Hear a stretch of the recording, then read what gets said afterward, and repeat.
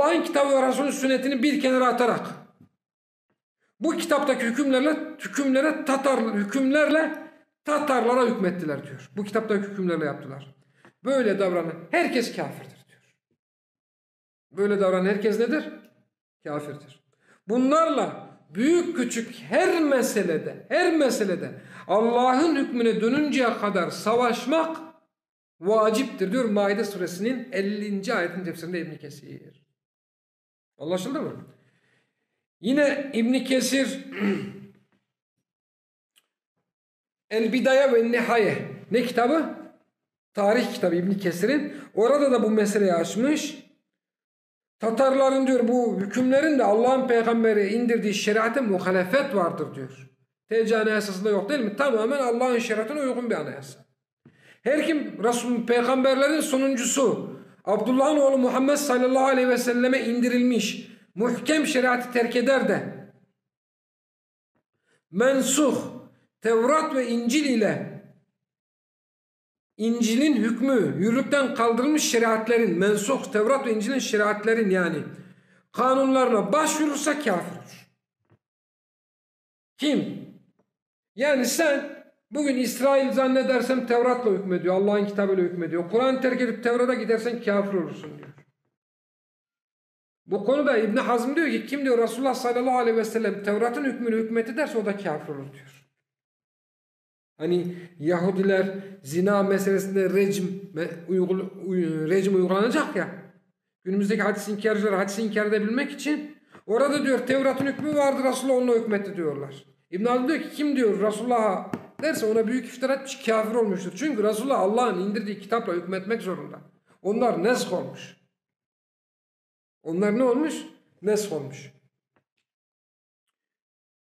Böyle birisi kafir oluyorsa peki Yesa adlı kitabın kanunlarına başvuran ve onu Muhammed sallallahu aleyhi ve sellemin şeriatının önüne geçiren kimsenin durumu nasıl olur?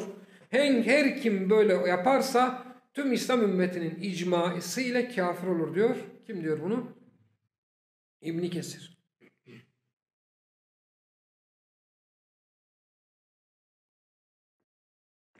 Bir başka alim diyor ki İmam Sakavi olması lazım. Buraya yazmamışım kim olduğunu. İbn Hacer'in talebesi. İmam Sakavi olması lazım. Timur Cengiz Han'ın kanunlarına dayanmış ve onları temel esas haline getirmişti. Bundan dolayı birçok alim hükmettiği ülkelerde İslam şiarları var olduğu halde onun kafir olduğuna dair fetva verdi diyor. İslam şiarları onun hükmettiği beldelerde kaim olduğu halde onun nesine hükmettiler? Kafir olduğuna hükmettiler. Bir başka alim İbn Arabşah diyor ki Timur Cengiz Han'ın kanunlarına inanan biriydi. Timur daha sonra geliyor. Cengiz Han'dan sonra geliyor. Zannedersem torunu mu nedir? Tam bilmiyorum da. Bu kanunlar İslam dinine nispetle fıkhın detayları mesabesindedir. Detaylı fıkhi meseleler. O bunları Muhammed sallallahu aleyhi ve sellemin yolu üzere icra ederdi. Yani onun getirdiği hükme benzer hükümler getirmişti. Bu nedenle hocamız Hafızüddin Muhammed el-Bezzazi, Alaaddin Muhammed el-Buhari ve diğer büyük İslam alimleri hem Timur Lenk'in hem de Cengiz Han'ın ortaya koyduğu bu kanunları İslam kanunlarının önüne geçirenlerin kafir olacağına hükmetmişlerdir diyor. Bu kanunları İslam kanunlarının önüne geçenlerin kafir olduğuna hükmetmiştir. İmam Şevkani diyor ki sonra bu kötü yola ve küfür işine Timur tabi oldu. O saltanatını sürdürürken Yes'a kitabından başkasıyla amel etmezdi diyor. Bu da işte bizzat günümüz vakasıyla birebir örtüşen, hatta günümüz vakasında İslam'ın haram kıldığı her şeyi helal kılan anayasa var. Timur'un, Cengiz Han'ın anayasasında ise İslam'ın haram kıldığı şeyleri yapmak nedir? Ölümdür, ölüm. Çünkü hani Tevrat'tan, İncil'den, Zebur'dan dağılıyor ya, onların hepsini yasaklamış ve yapanı öldürüyor. Bitti. Yapanı öldürüyor. Evet. Said Hava diyor ki Allame İbn Kesir'in söylediği bu fetvaya karşı çıkan hiçbir alim ben tasavvur edemem. Biz aslında şunu söylüyoruz. Bir parti İslam nizamını terk ederse ya da kendi tüzüğüne küfür maddelerini katarsa veya hangi hükümet la ilahe illallah'a aykırı kanun vaz ederse biz ona kafir deriz diyor. Aynı şekilde kim de böyle bir hükümete yardım eder, onu kollarsa biz ona da kafir deriz diyor. Ahmet Şakir Umdetü't Tefsir de İbn Kesir'in yukarıda geçen sözünü yorumlarken diyor ki Umdetü't Tefasir olması lazım. Benim aklımda böyle Umdetü't Tefasir şeklinde. Burada Umdetü't Tefsir yazmışlar. Neyse. Ahmet Şakir diyor ki Müslümanların kendi ülkelerinde, yani yasakı İbn Kesir'in fetvasını getiriyor. Bununla beraber diyor Müslümanların kendi ülkelerinde putperest Avrupa kanunlarından alınma bir kanunla hüküm vermeleri nasıl caiz olur?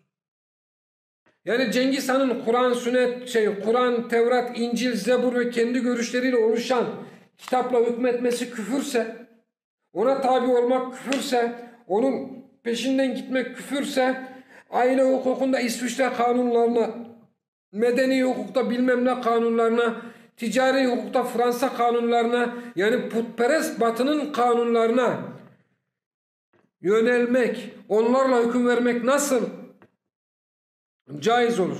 Hatta öyle bir kanun ki içine istedikleri gibi bozup değiştirdikleri keyfi arzuları da vardır. Bunu ortaya koyan koyduğu kanun İslam şeriatine uyup uymadığına hiç aldırış etmez. Ortaya koyarken yani diyelim ki İslam şeriatine uygun mu değil mi diye baktı, yanlış hüküm koydu. Öyle bir şey yok. İslam'ın ne dediğinin umurunda mı? Anayasa oluştururken Muhammed sallallahu aleyhi ve sellem ne diyor diye sordular mı? Ne kadar gereksiz vatandaş varsa ona sordular. Bir de Allah Resulüne sorun hadi. Evet. Bu beşeri sistemlerin konumu güneş gibi açıktır. Küfrü nettir. Bunda kesinlikle hiçbir şüphe yoktur. İslam'a mensup olan kimse, kim olursa olsun bir kimsenin bunlarla amel etmede, bunlara uymada, bunları kabul etmede hiçbir mazereti olamaz diyor. Anlaşıldı mı? Evet.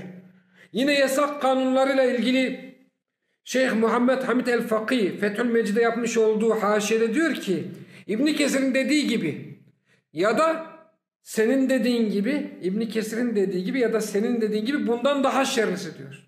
İbn Kesir'in dediği gibi yasak. Ya da bundan daha şerlisi herhangi bir kimsenin kanlar hususunda, mallar hususunda, ırzlar hususunda hakkında hükmüne başvurulacak kanunları putperestlerden alması. Bunu kendisi için apaçık olan Allah'ın kitabı, Resul'ün sünnetinin önüne geçirmesidir. Bundan daha şerlisi de budur diyor. Yani günümüzdeki durum İbn Kesir'in bahsettiği durumdan daha şerlidir. Kesinlikle hiçbir şüphe yoktur ki bunu yapan kafir ve mürtettir. Eğer bu amelinde ısrar ederse ve Allah Subhanahu ve Teala'nın indirdiği esaslarla hükmetmezse kendisiyle kendisini isimlendirdiği hiçbir isim ona fayda vermez. Ben Müslümanım, ben takva ne derse desin ona fayda vermez. Yine aynı şekilde zahiri olarak kendisinden sadır olan namaz, oruç, hac, zekat gibi amellerin hiçbir faydası yoktur diyor. Şimdi niye bu kavilleri okuyorum? Yani kavillerini okuduğum alimlerin tamamını, muasır alimlerin tamamını makbul gördüğüm için değil. İşte İbn Kesir'in fetvası. Ya sen bunu yanlış anlıyorsun. Bak başkaları da anlamış. Said Hava böyle anlamış. Ahmet Şakir böyle anlamış. İşte Muhammed Hamid el-Fakih böyle anlamış. Mahmud Şakir diyor ki Taberi tefsirine yaptığı haşiyede Allah'ın indirdiği şeriatının dışında hükümler çıkarmak Allah'ın hükmünden yüz çevirmektir. Allah'ın dininden vazgeçmektir. Küfür ehkamını sevmektir. Ehli kıbleden olan herkes bu şekilde kanun yapanı ve ona çağıranı tekfir etmiştir. Bu konuda hiç kimsenin şüphesi yoktur. Ehli kıbleden olan herkes kanun yapanı tekfir etmiştir diyor. Hani biz dedik ya, biz bu kavilleri delil getirmek için söylemiyoruz. İslam ümmetinin akidesi budur. Tüm İslam ümmeti böyle inanıyor. Sizin harici demenizin ya da birkaç kaville icma uydurmanızın anlamı yok. Yani hiçbir anlamı yoktur yani. Biz onu ispat etmeye çalışıyoruz. İslam ümmetinin akidesi bu konuda nedir onu ortaya koyuyoruz. Yoksa alimlerden gelecek kavle çok da ihtiyacımız nedir? Yoktur.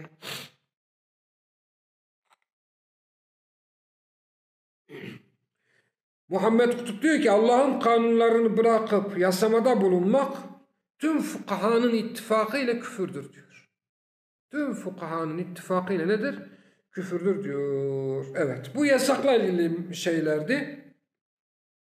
Aynı konuyla ilgili İbn-i Teymiye'nin iki kavlini getireyim. Bilindiği gibi diyor Allah Resulü'yle göndermiş olduğu emir ve nehiler yürürlükten kaldırılmış mı şimdi? Hatta emir ve nehiler yürürlükten kaldırılmamış. Emirler yasaklanmış. Cihat yasak mı? Tevhid ehli olmak yasak mı? Tevhide haykırmak yasak mı?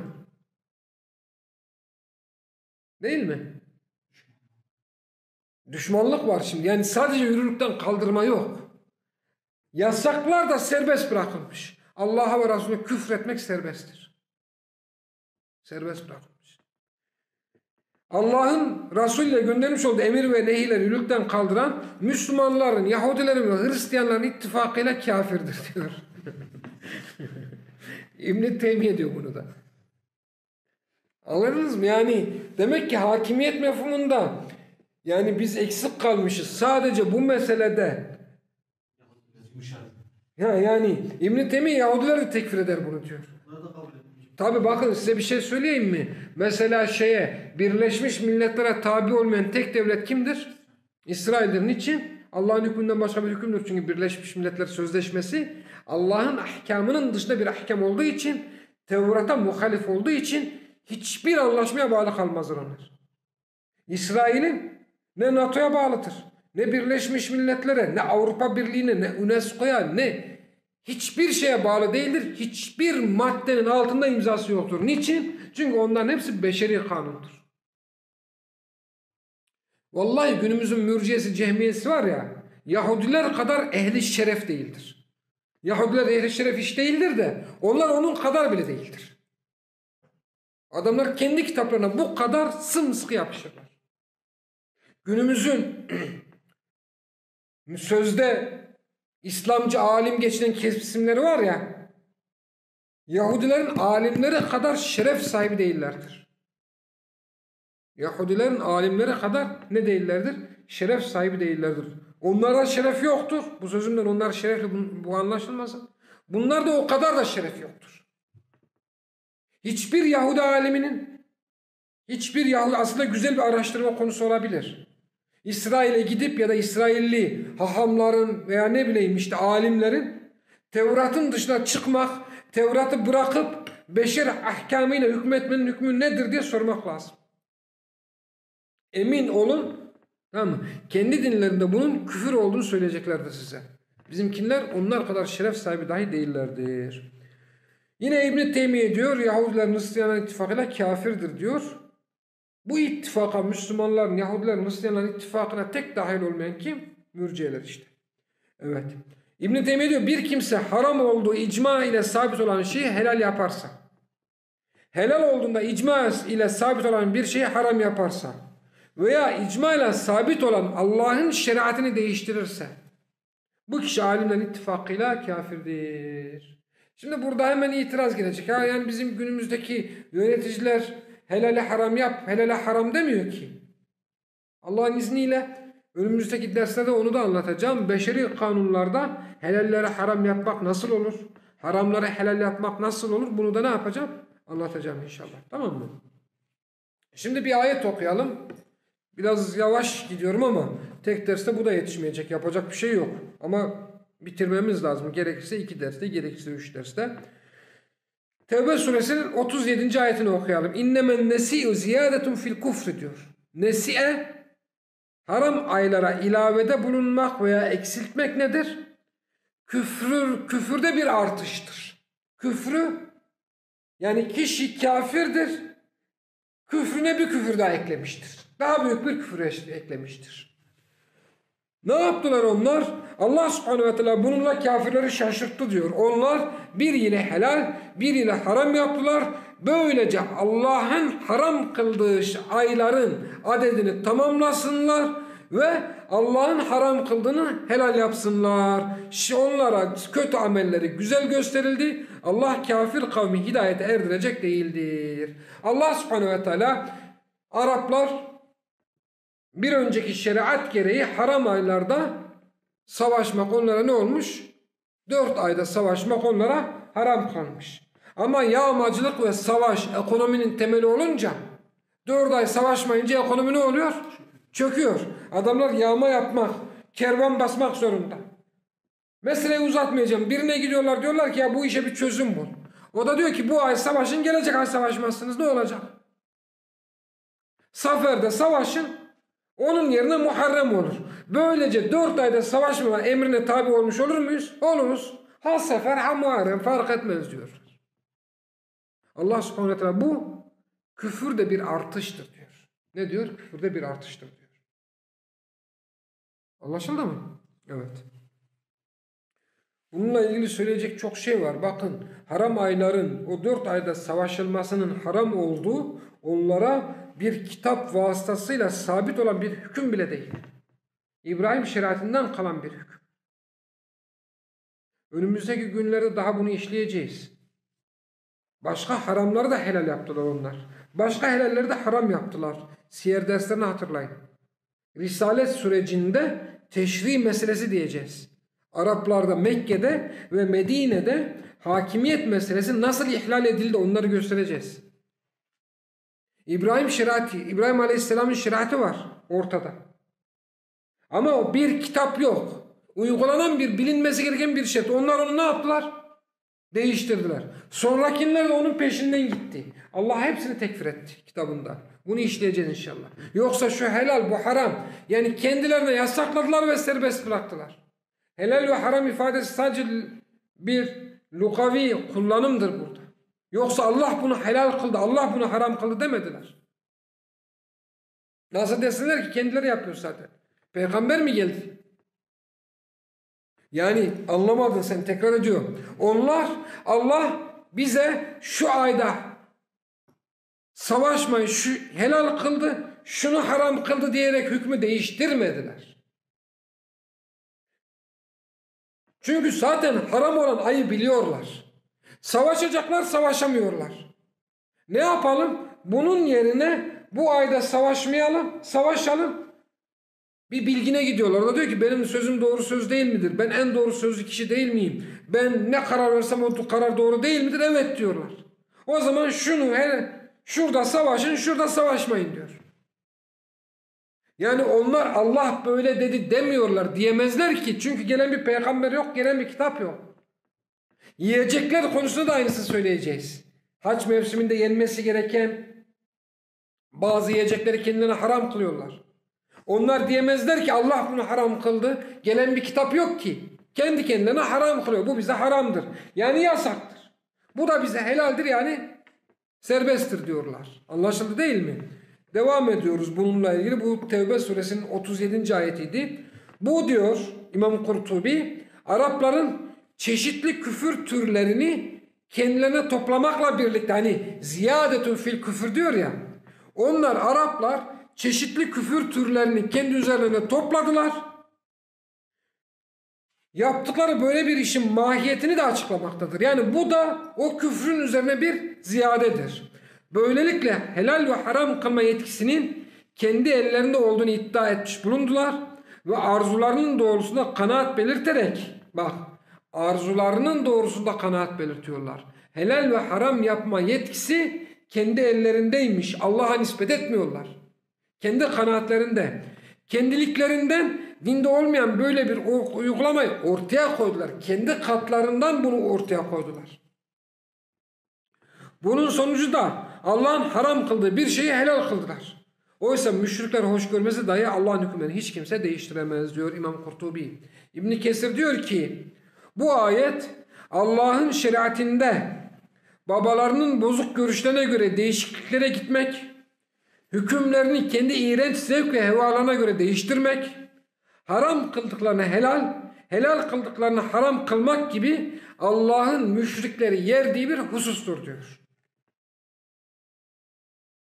Ne yaptılar? 4 ayda A, B, C, D böyle diyelim. Allah burada haram kılmayı yasakladı. Şuraya geldiler, savaşacaklar. Burada savaşalım, şunda savaşmayalım dediler. Hepsi bu. Şunu demediler. Allah bunda savaşmayı serbest bıraktı, artık buna haram, böyle bir şey demediler. Allah böyle diyor demediler. Veya komple kaldırmadılar, evet. Hükmü ne yapmadılar? Komple iptal etmediler. Sadece bunu böyle söylediler. Ama hocam helal ve haram dediler. Yani helal ve haram deyip dememeleri önemli değil. Yasaklamaları ve serbest bırakmaları önemlidir burada. Yasaklamalar haram kılmalardır. Serbest bırakmaları ise nedir? Helal kılmalardır. Evet. İbn Hazm diyor ki, bir hoca öyle der değil mi? İbn Hazm abi bazen diyor 12'den vuri diyor. Yani çok şaz görüşleri de olsa diyor 12'den vuri bazen diye böyle anlatırdı bir hocamız. Kur'an'ın indiği Arapça dilin gereği olarak bir şeyin fazlasının o şeyin cinsinden olması gerekir. Arapça dilinin gereği bir şeyin fazlası o şeyin cinsindedir. Yani innemen nesi'u ziyadetun fil küfür diyor. Küfürde ziyade, yani nesi fazlalıktır. Bu da küfürde ziyade. O zaman nesi de küfürdür. Bunu anlatmaya çalışıyor. İbn Hazm ne anlatmaya çalışıyor? Onlar ne yaptılar? Nesi yaptılar değil mi? Haram ayları değiştirdiler. Tamam mı? Bunu değiştirdiler. Allah subhanehu ve teala küfürde bu artırmadır diyor. Küfre bir ektir diyor. Böyle tarif edeyim ben size. Peki bu adamlar küfre neyi eklediler? Mekruh mu eklediler? Küçük günah mı eklediler? Haram mı eklediler? Küfür mü eklediler? Yani birisi diyebilir ki neside bulunmak küfür değildir. Kınanmış bir davranıştır. İbn Hazm diyor ki Arapça dilinin gereği olarak bir şeyin artması o şeyin cinsindendir. Onlar küfre bir şey eklediler. Nesi yaparak küfre bir şey eklediler. İşte o şey bu küfrün cinsinden, yani onlar nesiyle küfür eklediler diyor. Küfürlerine küfür eklediler. Bu ayette küfürde ileri gitmektir lafzı haram ayların yerlerini değiştirenleri değiştirmenin küfür olduğunu gösteriyor. Yani hiç kimse haram ayların yerini değiştirmek şey demesin, haramdır demesin. Onu değiştirmek küfürdür. Çünkü ziyadetu fil küfri, küfür cinsinden olması gerekir. Evet. Bu ayların yerini değiştirmek bir ameldir ve Allah'ın haram kıldığını helal kılmaktır. Yani o amel, onu değiştirip senin haram ayda savaşıp helal ayda savaşı kesmen bir ameldir ve bu Allah'ın haram kıldığını helal kılmaktır. Bu sebeple her kim Allah'ın haram kıldığını bildiği bir şeyi helal yaparsa o da kafir olur. Bakın, bu o kadar önemli bir kavil ki iyi dikkat edin. Nesi küfür mü değil mi? Mesela bu. Diyor ki İbn Hazm, Allah'ın helal kıldığını haram yapmak küfür. Haramını helal yapmak küfür. Burada anlaşıyoruz değil mi? Nesi de bu anlama geldiği için o zaman bu da küfürdür diyor. Nesinin küfür olduğunu ispat ederken hangi kaideyi, hangi esası kullanıyor? Bak dikkat edin, anlamadınız. Önemli bir nokta burası. Zaten İbn Hazm'ın bu kavlini zikretmekteki amacı bu. Nesi, yani haram ayların yerini değiştirmek küfür mü değil mi? Tartışma bu. Tamam mı? Diyor ki helale haram yapmak, haramı helal yapmak küfür mü değil mi? Anlaştık mı? Nesi de helale haram yapmak, haram helal yapmak olduğu için nesi de küfürdür diyor. Bak, nesinin küfür olduğunu ispat etmek için temel, bizim o sabit koyduğumuz esas dediğimiz, İslam dininin en önemli esası dediğimiz, La ilahe illallah'ın en önemli esası dediğimiz şeyi delil olarak getiriyor. Ayetle helal ve haram kılmanın küfür olduğunu delillendirmiyor. Helal ve haram kılmanın küfürlülüğü esasından nesiyenin küfür olduğunu ispatlıyor. Anlaşıldı mı? Evet. Son bu ayetle ilgili bir ifade daha okuyalım. Ondan sonra yeter bu kadar diyelim. Önümüzdeki ders devam edelim. Kadı Beydavi diyor ki çünkü onlar bununla Allah'ın helal kıldığını haram kıldığını helal kıldılar ki bu da onların küfürlerine ek bir küfürdür diyor. Bu da onların küfürlerine ek bir küfürdür diyor. Peki kardeşler, alimlerin kavilleriyle ilgili burada kalalım. Önümüzdeki hafta devam edeceğiz inşallah. Şunu söyleyeyim. Biz bu konuda 13-14 başlık zikrettik değil mi? Onlarca ayet. Bunları daha da uzatabiliriz dedik. İslam tarihinde yazılmış onlarca tefsir vardır. Getirdiğimiz her ayetin tefsirine bakın. Bizim söylediğimiz aynısını bulursunuz. Nisa 59'un tefsirine hangi müfessirden bakarsanız bakın. Hangi müfessir? Allah ve Resulü'nün hükmüne gitmek vaciptir. Ondan yüz çevirmek küfürdür kavlini bulmanız kesinlikle ama kesinlikle imkan dahilindedir. Nisa suresinin 60. ayetine bakın. Allah'ın hükmünden yüz çevirip beşerin hükmüne gitmek münafıklıktır kavlini onlarca alimden bulursunuz. Ben dün bir programa Nisa 60'taki yuridune yetehakamulet tağut ifadesini programa yazdım. Yüzlerce kitapta tarattım. En az 900'e yakın kavil, yani her kitapta geçiyor. İşte beşeri Allah'ın kitabını bırakıp başka bir kitaba gitmek, başka bir hükme gitmek nifaktır, küfürdür, zulümdür, fısıktır. Onlarca kavil bulabilirsiniz. Biz dediğim gibi amacımız şey değildir bizim. Allah'ın kitabıyla sabit olan bir hükmü insanların sözleriyle desteklemeye gerek yok. Allah'ın sözünden başka bir söze ihtiyaç yok. Biz sadece muhaliflerimizin ehl-i sünnet böyle dedi, ehl-i sünnet temel kaydesi budur şeklindeki batıl inançlarını reddetmek, sizin hiçbir kavliniz yok demek. İkinci gayemiz ise nedir? İslam'ın bu konudaki hükmü budur. 14 asır boyunca da bütün ulema bu konuda böyle söylemiştir diye bunu ispat etmektir. İnşallah önümüzdeki hafta devam edeceğiz. Ve ahiru davana enelhamdülillahi rabbil alemin.